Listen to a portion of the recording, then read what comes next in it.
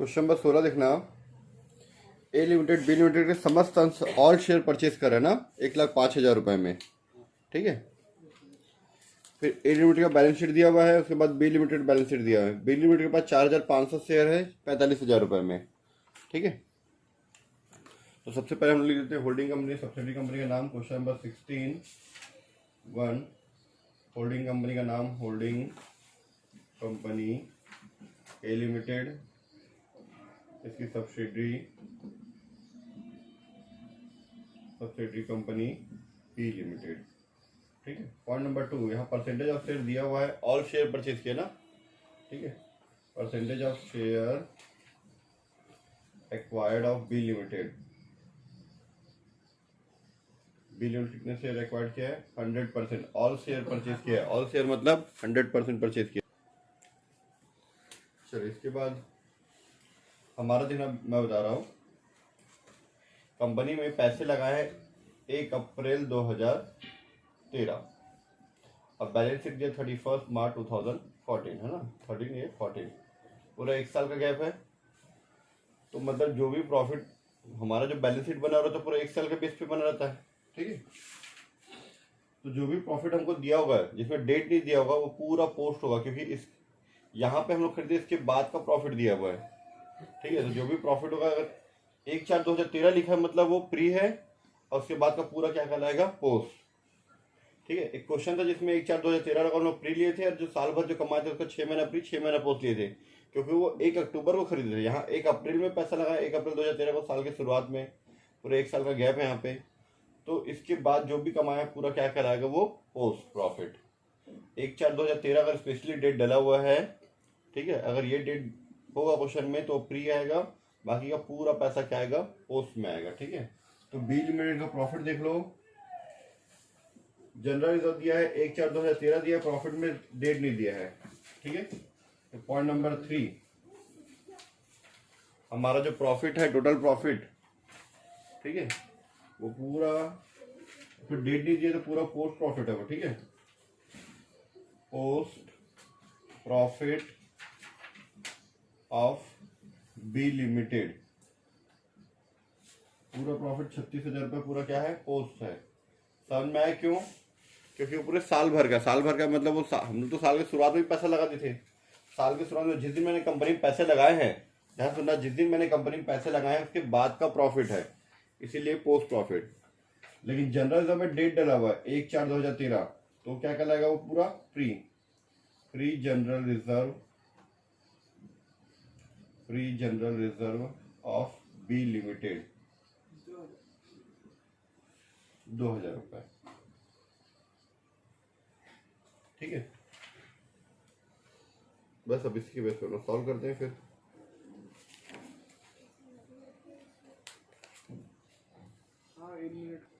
ठीक है, चलो उसके बाद हम निकालते हैं गुडविल का कैलकुलेशन।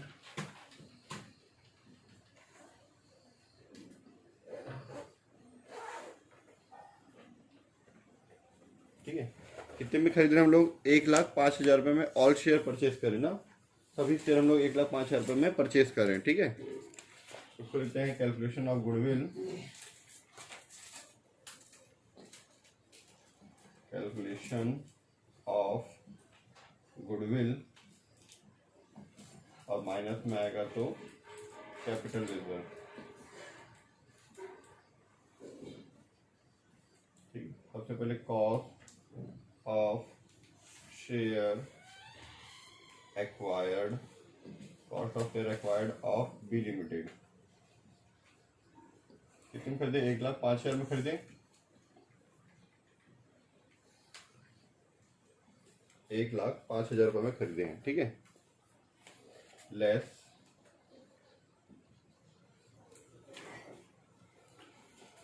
100% शेयर खरीदे तो यहाँ पे 100% फेस वैल्यू शेयर है ना, 100% face value share acquired of B limited, कितना है पूरा 45 का 45,000, देखो मिला 45,000, लिखे ना 45,000 रुपये, 4,500 share 10 rupees each fully paid up, है ना। पॉइंट नंबर 2, ये पूरा प्री जनरल पोस्ट आता नहीं है, 100% pre general reserve of B limited, पूरा 2000 का 2000, ठीक है। टोटल हो गई ये 47,000 रुपीज, माइनस कर दो इसको आप, ठीक है। 8,000 रुपीज, 58 आंसर प्लस में आ रहा तो गुडविल, ठीक है। चलो ठीक है, इसके बाद हमारा नोट नंबर 5 देखना,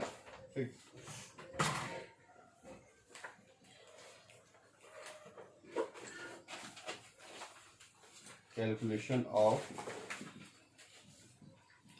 कंसोलिडेटेड जनरल नहीं बनेगा क्योंकि उसका तो पूरा प्री था, इसका बना देते हैं कैलकुलेशन ऑफ, इसका पूरा पोस्ट है ना, consolidated statement of profit and loss account, statement of profit and loss account, ठीक है।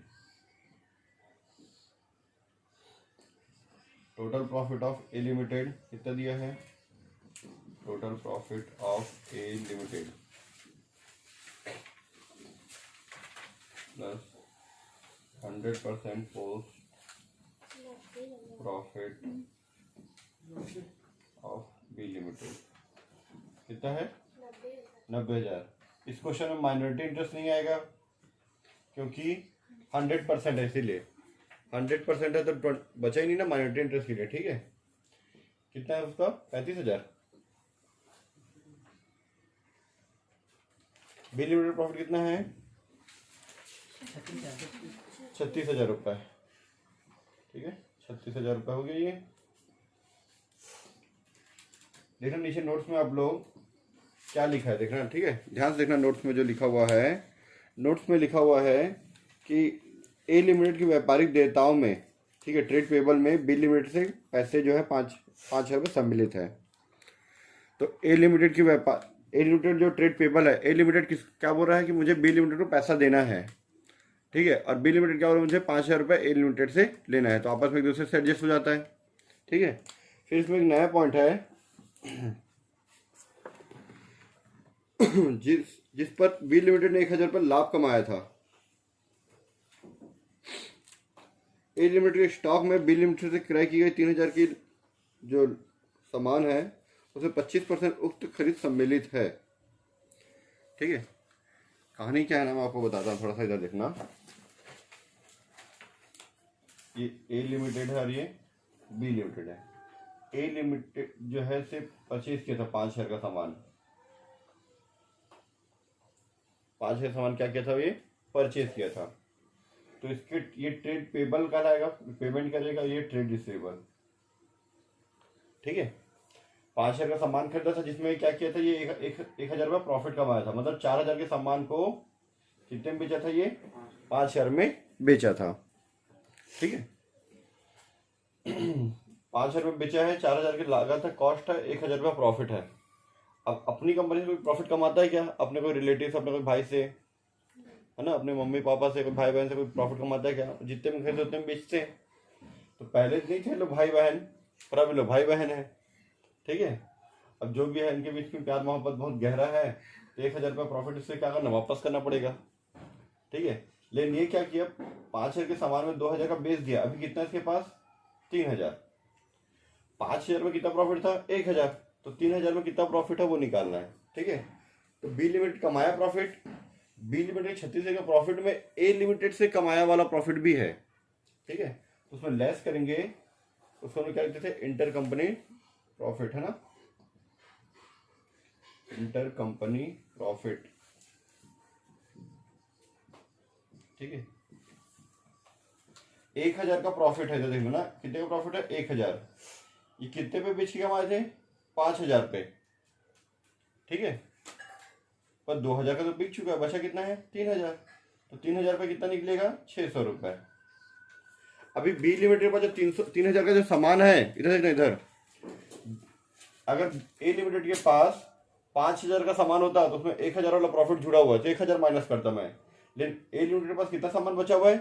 3,000 बचा हुआ है, इसमें प्रॉफिट कितना जुड़ा हुआ है? 600। 5,000 पे 1,000, तो 3,000 पे 600 रुपये आया, तो 600 रुपये माइनस कर दो, 35,400 रुपये।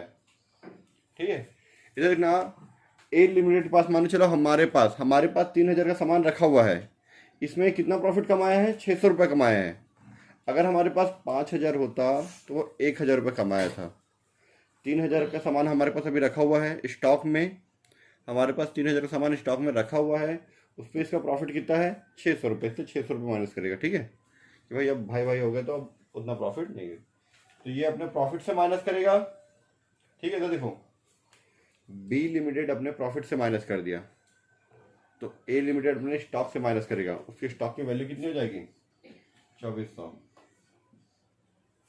ठीक है, ए लिमिटेड का जो स्टॉक होगा उसमें क्या लिखेगा? वो 600 रुपये माइनस करेगा। क्यों माइनस करेगा?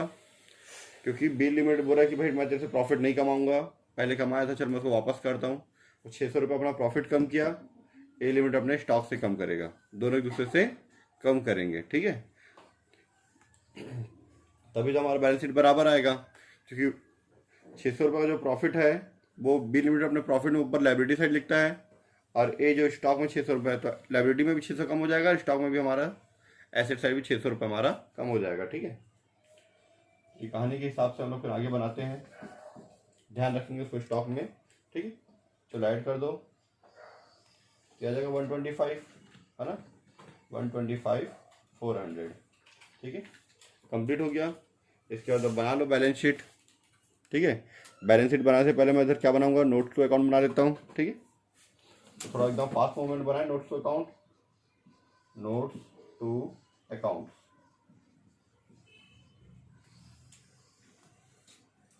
चलो जाने की जरूरत ही नहीं है।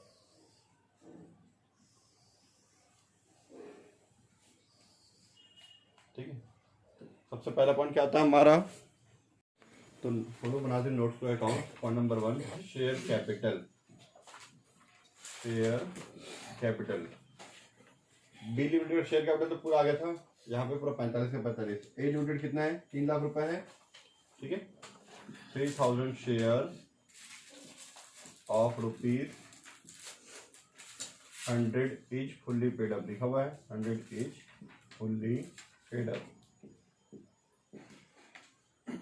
3 लाख रुपए। ठीक है, फिर इसके बाद बनाते हैं हम लोग नोट नंबर 1 के बाद 2, reserve and surplus. Reserve and surplus. ठीक है, रिजर्व सरप्लस में जनरल रिजर्व तो पूरा बढ़िया था ना सर, तो इसका जनरल रिजर्व देखो कितना दिया है? जनरल रिजर्व किसका? सिर्फ ए लिमिटेड का ना, कंसोलिडेटेड रिजर्व तो दोनों कंपनी का मिला के, यहाँ पे सिर्फ ए लिमिटेड का कितना जनरल रिजर्व? 1 लाख रुपए। ठीक है, फिर उसके बाद consolidated statement of profit and loss account. Statement of profit and loss account. ठीक है, कितना दिया हुआ है वो? ये बनाया था हम लोग, 125 आया था ये, फिर 125,400। 125,400 ऐड कर दो, 225,400। ठीक है, अगर कैपिटल रिजर्व आया तो उसको भी यहाँ पे लिख देते हैं। ठीक है, फिर करेंट लायबिलिटी, ट्रेड पेबल 10,000 इसका है, इसका 63,000 है, इसका कितना दिया है? बी लिमिटेड ट्रेड पेबल है ही नहीं क्या? है 14,000 रुपये। ठीक है, पॉइंट नंबर 3, ट्रेड पेबल। ठीक है, ट्रेड पेबल। ठीक है, ए लिमिटेड कितना दिया ट्रेड पेबल? 10,000 दिया हुआ है, और बी लिमिटेड में 14,000। क्वेश्चन में दिया था ना, क्वेश्चन में लिखा था trade payable of A limited include 5,000 due to at the rate of cost to be 25 लिखा हुआ सब, मतलब 5 शेयर की शामिल है। ठीक है, तो ए लिमिटेड ने जो 10,000 दिया फिर 5 शेयर किससे लिया है वो बी लिमिटेड से, तो क्या हो जाएगा वो माइनस हो जाएगा। आप ऐसा लिख सकते हो, देखो मैं 2 तरीका बता रहा हूँ। ठीक है, ये मैंने लिख दिया 10,000 रुपये, फिर यहाँ माइनस कर दिया इंटर कंपनी ट्रांजेक्शन या फिर इंटर कंपनी डेब्ट बोलते हैं ना, इंटर कंपनी ट्रांजेक्शन या फिर इंटर कंपनी डेब्ट, ऐसे 5 शेयर लिख के। ठीक है, अब 5 शेयर को बाहर कर दिए, फिर बी लिमिटेड का 14,000 लिख के ये 19,000 आ गया। ठीक है, इस तरीके से ये हो गया एक तरीका। दूसरा तरीका एकदम इजी तरीका, ए लिमिटेड लिखे, बी लिमिटेड, ए लिमिटेड का 10,000, बी लिमिटेड का 14,000 और 5 शेयर यहाँ माइनस में, तो भी 19,000 आ जाएगा। ठीक है, माइनस इंटर कंपनी डेब्ट, इंटर कंपनी डेब्ट। ठीक है, हम लोग वहाँ स्पेशली शो कर रहे थे कि वो ए लिमिटेड से माइनस हो रहा करके, यहाँ पे शो नहीं कर रहे हैं। ठीक है, वो माइनस इसी से ही होगा, ए लिमिटेड से माइनस होगा, और उधर जाके ट्रेड रिसीवेबल में जाके बी लिमिटेड से माइनस हो रहे हैं। हम लोग वहाँ पे भी क्या करेंगे, ए लिमिटेड बी लिमिटेड देखिए इंटर कंपनी डेब्ट करके माइनस कर देंगे। ठीक है, ट्रेड रिसीवेबल में ना। ठीक है, ये हो गया। इसके बाद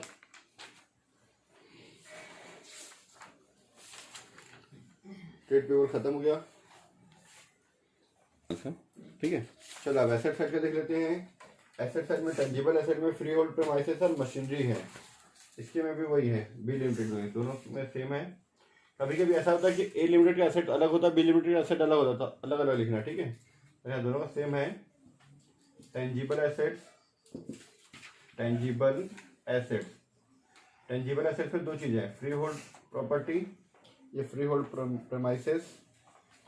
ठीक है, फ्री होल्ड प्रीमाइसेस। ठीक है, ए लिमिटेड और बी लिमिटेड, कितना कितना है ना, और 28। ठीक, 165 28 ऐड कर दोगे तो 193,000 आएगा। एक बार आपको चेक कर लो, नहीं है तो शांत रहना, गलत हो तो बता देना। मशीनरी 70,000 26,000 दिया हुआ है। मशीनरी ए लिमिटेड का 70,000 रुपीज़, बी लिमिटेड का 26,000 रुपीज़, ऐड कर दो 96,000 रुपीज़। ठीक है, 150,636 हो गया 9 और 99 हो गया 28। Note number 5। ठीक है, इंटेंजिबल एसेट में ये दिया हुआ गुडविल आपको 58,000, इसका नोट्स बना भी सकते हो आप, नहीं बनाओगे तो भी चलेगा। ठीक, टेंजिबल एसेट्स हो गया। टेंजिबल एसेट्स के बाद फिर है इन्वेंट्री, ट्रेड रिसीवेबल और कैश एंड कैश इक्विवेलेंट। ठीक है, इन्वेंट्री का बना लेते हैं, इन्वेंट्रीज। ठीक है, ए लिमिट का इन्वेंट्रीज कितना दिया हुआ है, ए लिमिट का इन्वेंट्री है 62,000 रुपीज और बी लिमिटेड 18 है ना। तो देखो डायरेक्ट मैं यहाँ पे 62,000 में 600 ऐसा माइनस करके लिख सकता हूँ, क्योंकि 600 कौन सा माइनस करना है, ये वाला बी लिमिटेड के प्रॉफिट से माइनस किए थे, ए लिमिटेड के स्टॉक से माइनस कर दिया, फिर आप ऐसे ही लिखो जैसे बताया था इसमें, है ना। ये 62,000 लिख दिए, बी लिमिटेड कितना 18,000। ठीक है, उसका 62, उसका 18,000 लिख दिए। ठीक है, और 600 रुपये फिर माइनस कर दिए, minus inter company profit, inter company profit. ठीक है, दोनों का 102 कितना का 80, 80 में से 79,400 है ना, सही है। ठीक है, चलो उसके बाद इन्वेंट्री पर ट्रेड रिसीवेबल पॉइंट नंबर 6 आ रहा है, क्लियर है। ट्रेड रिसीवेबल, ट्रेड रिसीवेबल्स ए लिमिटेड, बी लिमिटेड, ठीक है। ए लिमिटेड कितना ट्रेड रिसीवेबल 35,000 रुपीज़, 35,000 है, इससे 14,000 है, ठीक है। 35,000, 14,000, ठीक है। यहाँ हम लोग ए लिमिटेड के इससे माइनस किए थे, यहाँ बी लिमिटेड से माइनस होगा, तो हम लोग तो क्या किए थे, ए और बी का अलग अंदर लिख के डायरेक्ट माइनस कर देते थे। यहाँ पे कर देते हैं ए और बी का लिखे इंटर कंपनी डेब्ट, इंटर कंपनी डेब्ट, ठीक है। 5,000 रुपये